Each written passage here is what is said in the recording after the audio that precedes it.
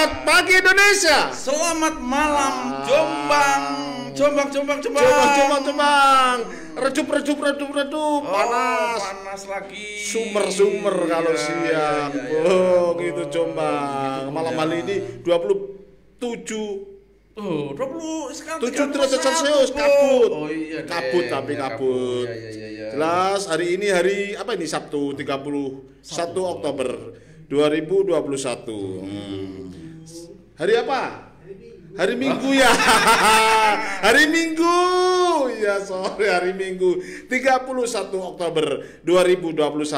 Oke, semuanya tetap sehat ya tentunya ya. Tetap bahagia, bergembira, tetap tangguh yang jangan lupa ini ya. Keren pokoknya keren. Semua teman-teman yang ada di sana tentunya. Ini tadi belum mencatat siapa yang buat salam-salamnya. Nanti ya. Kan banyak jurnalis di kita ya. Banyak jurnalis yang di kita yang mau kita bahas pada malam hari ini ada jurnalisme itu. Apa tuh, Bung? Jurnalisme apa ya? Potret? Enggak lah. Enggak ya. Begini Bung, bicara jurnalisme itu. Intel bukan? Intel itu biasanya macak-macak itu. Juga kadang-kadang nanya wartawan itu. Berarti bukan ya? Apa? Jurnalis bukan jurnalisme Intel ya, jurnalis. Bukan Intel ya. Oh, ini jurnalisme, Bung. Tapi kadang-kadang orang tuh fahamnya sepotong, Bung. Iya, jelas itu, berarti bukan ya? Di semuanya menerjemahkan jurnalisme sendiri juga belum ada yang pas ini Bung kayaknya ya. Kalau bicara jurnalisme belum tepat kalau kita tahu tiga hal, jurnalistik dan pers itu sendiri. Gitu. Jadi bukan bodrek, bukan kegiatan intelijen, bukan keduanya. Ngintel dibodrekan gitu. Bukan salah tuh, Bung. Salah yang jelas jurnalis itu kalau kita membaca ada ya sebuah buku yang tertulis Bill Kovac, Bung. Elemen jurnalisme itu 9 elemen jurnalisme itu ada 9 Bung, tapi jangan kita bahas semua deh. Kalau saya lebih ini Bung, lebih senang kalau kita mulai dengan Kaisar Julius. Julius Kaisar yang memulai Romawi ya. Romawi kuno itu yang memulai 100 tahun sebelum Masehi. Kegiatan jurnalisme pertama itu ya. Ya, di situ ya. Julius Kaisar. Itu ya. Apa? Sampai disebut Akta Diurna. Diurna harian. Bahasa Romawi itu ya. Bahasa Romawi. Diurna. Disebut Bapak Jurnalisme. Bapak Jurnalisme. Dulu awalnya kan kayak ini papan dinding kayak mading-mading sekolah dulu. Di senator, jadi yang bincang soal hukum dan keputusan penting. Lama kemudian dikenal publik sampai keputusan informasi pernikahan macam-macam. Akhirnya orang menjadi kegiatan jurnalisme. Yang dulu disebut Akta Diurna. Di Akta Diurna, Julius Kaisar waktu itu. Kita juga Nusantara ini juga mengalami fase-fase jurnalisme, Bung. Persurat kabaran juga ada. Ya, ketika zaman kolonial sudah memulai ada Batavia Novelle, ada Batavia apa itu banyak lah. Newsblad apa itu ya, bahasa-bahasa Belanda.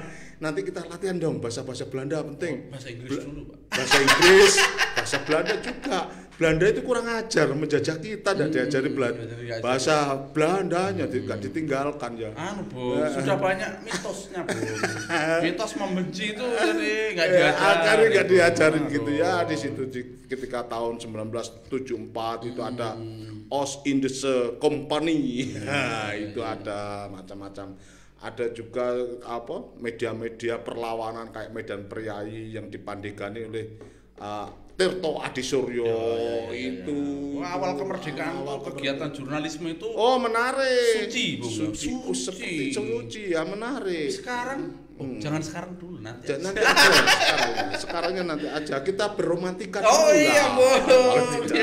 Kita berromantika dulu bagaimana Tirto sama Mas Marco itu mengelola media, melakukan perlawanan. Melakukan kegiatan jurnalistiknya menjadi jurnalisme yang itu. Nah, didefinisikan, Bu. Ya. Kegiatan jurnalistik itu adalah kegiatan mengumpulkan data, nulis, mengedit, pokoknya menjadi berita, menyebarkan berita. Jadi akhirnya di situ, Bu, definisinya. Ya. Jangan sampai salah saja. Ya kelihatan tulisan ini yang mana menjadi duit, tulisan ini yang mana partisan, yang mana menyudutkan, itu kelihatan sekali. Tapi kalau kita sudah belajar 9 prinsip jurnalistik yang ditulis Bill Kovac ya, itu, betul, tentu ya menulis berita itu seperti apa stalamik itu loh, Bung, yang batuan yang menjadi tumpuk-tumpuk akhirnya menjadi membentuk stalagmit. Iya, apa itu ya, itulah itu sampai menemukan tujuannya, sampai menemukan fungsionalnya. Dia bilang menjadi cahaya, ya, penerang. Makanya itu hasil jurnalistik yang apa ya, yang benar-benar melakukan kaidah-kaidahnya. Jurnalistik itu adalah kegiatan kesucian. Kalau dibacanya pada waktu pejuang kemerdekaan. Walaupun sekarang mungkin mempermudah, Bung. Yang tadi Bung bilang soal kok jadi ada keberimbangan kepada politik, kepada duit. Nah, mungkin mempermudah. Jadi kegiatan ini apa kemudian apa situasinya gitu. Kalau orang mungkin memudahkan, kalau dia cara membacanya kedua kan ada jurnalisme putih. Ada jurnalisme hitam, ada jurnalis, ada bad news, ada good news. Ya seperti itulah. Terus ada mana yang menghasilkan koran kuning, istilahnya dulu ada itu koran-koran di lampu dijual. Ayo pembunuhan, pemerkosaan itu ada. Itu belum nanti kita tarik dulu. Ya jelas ketika zaman Belanda itu. Sedikit lah.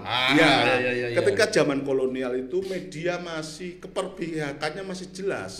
Jelas. Termasuk yang dijunjung adalah berpihak kepada citizen, kepada rakyat, yang besar, kepada ketika publik. itu masih seperti itu, Bung. Tapi ketika tahun 50-an kegiatan jurnalistik sudah partisan, Bung. Ya. Sampai hari ini? Iya. Sudah. Belum.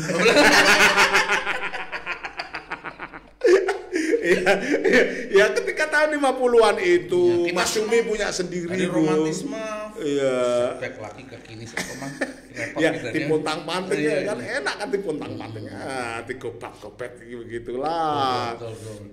Tahun 50-an ada harian abadi miliknya Masyumi, ada duta masyarakat miliknya Nahdlatul Ulama, ada Suluh Indonesia miliknya PNI, tulisan-tulisannya. Ya, ada Harian Rakyat dan Warta Bakti miliknya PKI, ada Harian Pedoman ya salah.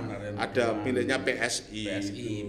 Partai-partai politik punya sendiri, kelihatan sekali ketika tahun 50-an. Partisan. Tapi masih agak-agak menggunakan kaedah. Iya, kan untuk masih persepsi publik itu belum tersungkur. Iya. Kegiatan jurnalisme belum tersungkur. Ya, kalau sekarang tersungkur, terkapar ke dalam.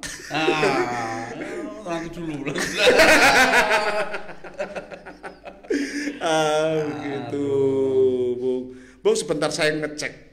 Tentu ada teman-teman yang ingin berpartisipasi, menanggapi, ada respon, silahkan bergabung bersama kami di KR53 Broadcast untuk berromantisme tentang istilah-istilah yang dulu kita kenal, dan ada heroisme. Ada heroisme tentunya, teman-teman silahkan memberikan komentar gimana. Salah semua itu tentang pendefinisian jurnalisme. Kok ngawur-ngawur. Atau gini, misalnya gini, itu sekarang kok sudah jadi kacau balau kegiatan jurnalisme itu. Iya, boleh juga. Itu. Karena persepsi publiknya udah kayak gitu. Boleh juga. Membantu kita ya. Kita untuk membangun definisi. Bagaimana. Gitu. Kalau Bung melihat sekarang itu gimana itu, Bung? Ya. Kita bagaimana? Nggak bisa. Jadi kita sudah tidak lagi menggunakan istilah sederhana, misalnya diurnalis. Diurnalis harian, kegiatan harian atau jurnal harian gitu. Misalnya kayak gitu.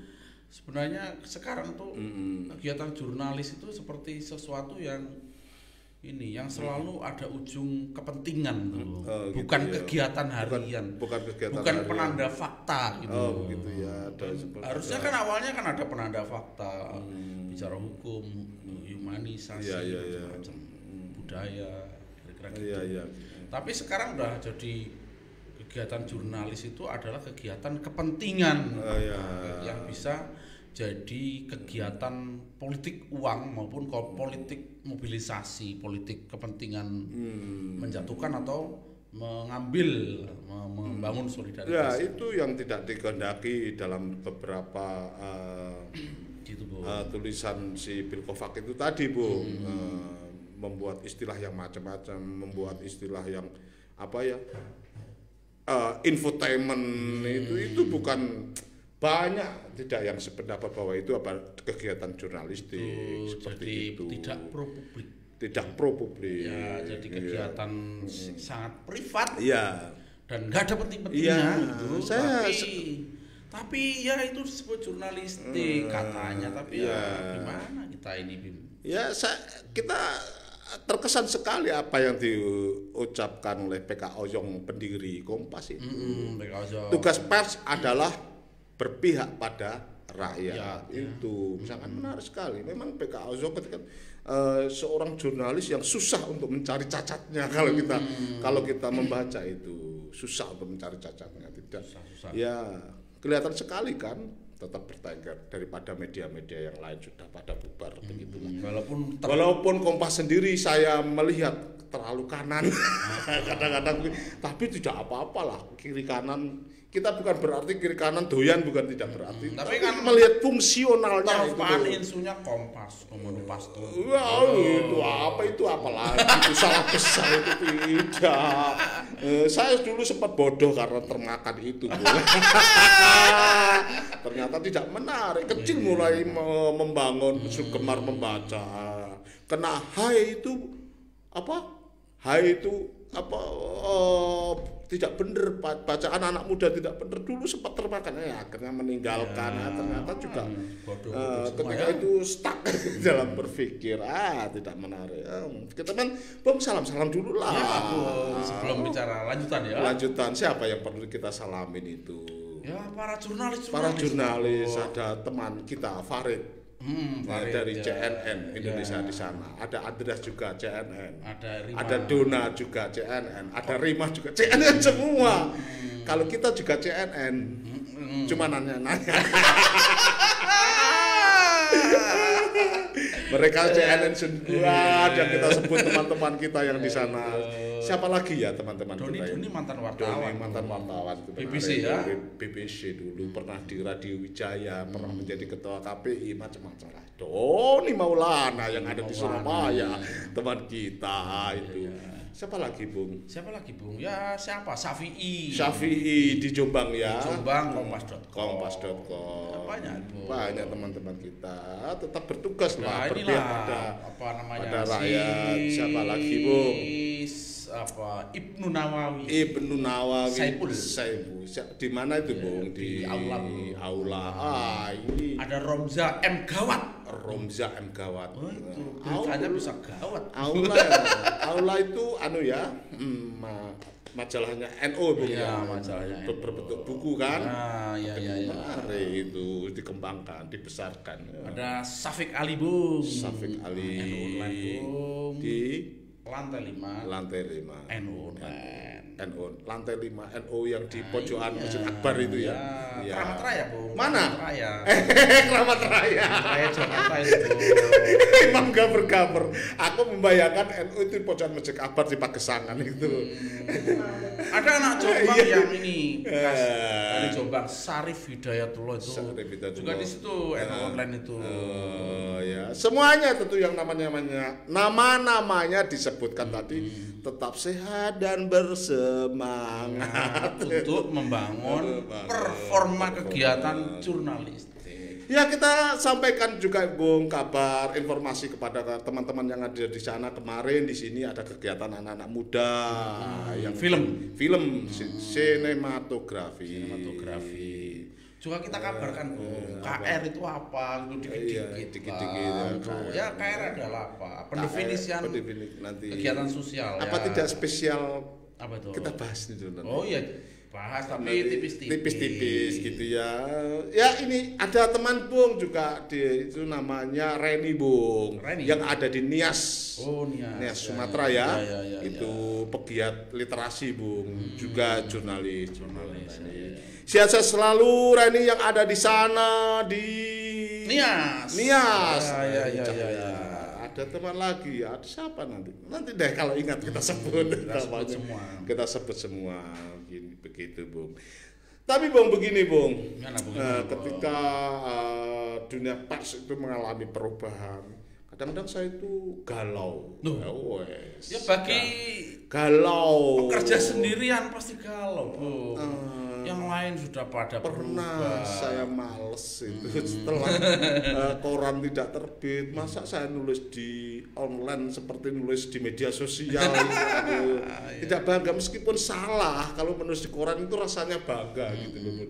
Ada bisa diralat, ada dianu kan itu seperti itu. Kalau di website atau apa salah kan bisa diedit titik sudah berubah.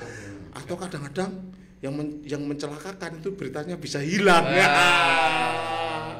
Itu kan ngeri juga itu kadang-kadang. Kalau saya sih nggak pada proses itu Bung. Jadi proses pergeseran pendefinisian baru oleh publik ini memang agak bergeser.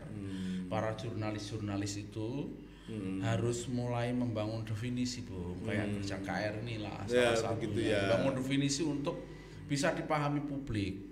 Bentar, KR ini jurnalis? Oh, kegiatan jurnalis. Kegiatan jurnalis. Semua orang adalah jurnalis Bung, pada dasarnya. Jadi supaya publik itu misalnya begini, bagaimana nanti kita lama-lama bikin panduan, bagaimana menghadapi jurnalis yang punya kepentingan offset atau berlebih mengidentifikasi gitu. Sekarang kan kita sedang merisau dengan kegiatan kepentingan para jurnalis yang mulai dengan kades di desa, kepala dinas yang diputer rakyat yang kasus itu jadi terlibat pergulatan jurnalisme yang masalah juga begitu. Akhirnya ada definisi baru. Oh, jurnalisme itu seperti kemana tuh Bung, yang di belakang kebun itu loh. Berarti kamu temannya itu. Kalau kamu temannya itu mintaan uang, aduh keri itu saya kegiatan ya tidak apa-apa lah, tetap kita tertampar oleh stigma lah kita. Karena stigma. Jadi kita hopeless kerja nggak semua begitu wahai rakyat dan para handai taulan. Para handai taulan, pada pendengar di mana saja berada. Ada jurnalis itu tidak semua seperti yang Anda kira. Ada yang benar-benar menjaga ideologi, karena ada yang mengatakan bahwa jurnalisme itu adalah agama saya. Ada yang berkata begitu. Terus kenapa kalian kenal dengan semua orang? Ya memang ada dua kepentingan, satu membuat berita, yang satu mengelaborasi persekawanan dan itu ya mesti kita harus akui kita kenal dengan orang-orang yang misalnya yang tadi itu yang berkepentingan offset itu apa-apa, tapi kita jelaskan terus bahwa tidak semua jurnalis itu kalau kita mau datang terus mau dicincau gitu Bung. Coba saya masih mencari puisi untuk para jurnalis. Meskipun hari ini tidak hari jurnalis atau hari pers, harus hari apa tapi kita tetap perlu membahasnya karena publik. Tidak harus kita rame-rame bicara tentang pers, bicara tentang jurnalis ketika di saat momen-momen tertentu saja, tidaklah.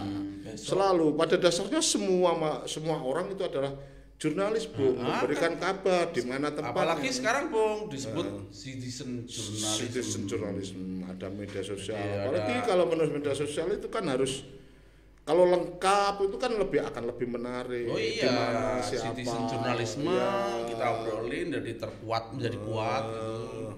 Itu jadi inspirasi citizen jurnalisme. Nah, di dalam konsep jurnalisme media sosial, ada jurnalisme elektronik, TV, radio, ada jurnalisme print, cetak ya. Ya, ada. Ada begitu istilah-istilah masa lalu yang masih relevan untuk dibahas. Kita update, kita upgrade, kita kembalikan, kasih tahu kepada yang sudah tahu, kita kasih tahu yang belum tahu. Ya, dulu itu di Jombang ada kuat sekali, Bung. Suara warga. Bukan. Kusnul Irfan Fauzi. Itu. Namanya itu ada kuat tapi ya membangun kegiatan jurnalisme individual, Bung. Membangun jurnalisme media sosial. Di kabar sana, kabar sini, kabar sana, comot sana, comot sini, comot sana ya. Itu ya.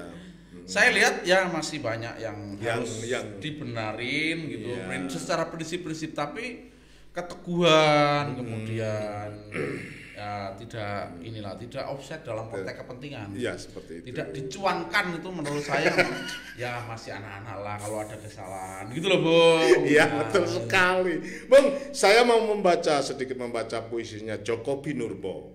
Dalam judul Malam Pemberedelan. Mungkin puisi ini dibuat ketika dulu tahun 94 atau 95 itu ada Tempo, Detik, di Bredel itu ya, beberapa media yang di Bredel.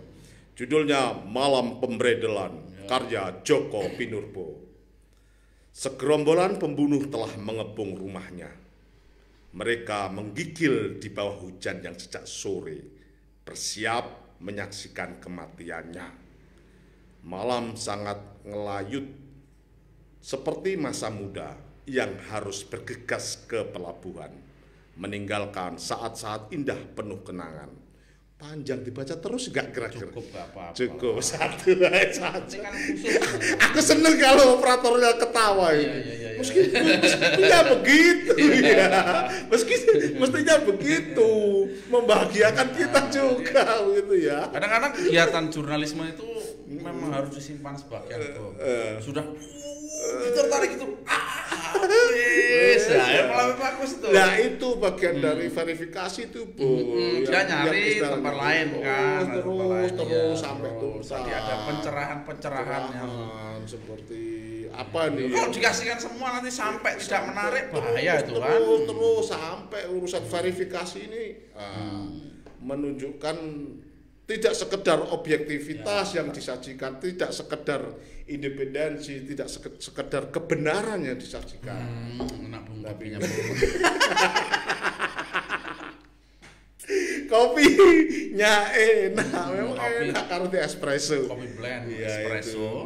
Kalau ini boleh kita kita gula sedikit. Susu Bung, karena kita mau ke Wonosalam. Susunya susu Wonosalam. Mau ke Wonosalam ini, makanya bersepatu. Bukan sepatu baru, sepatu recycle.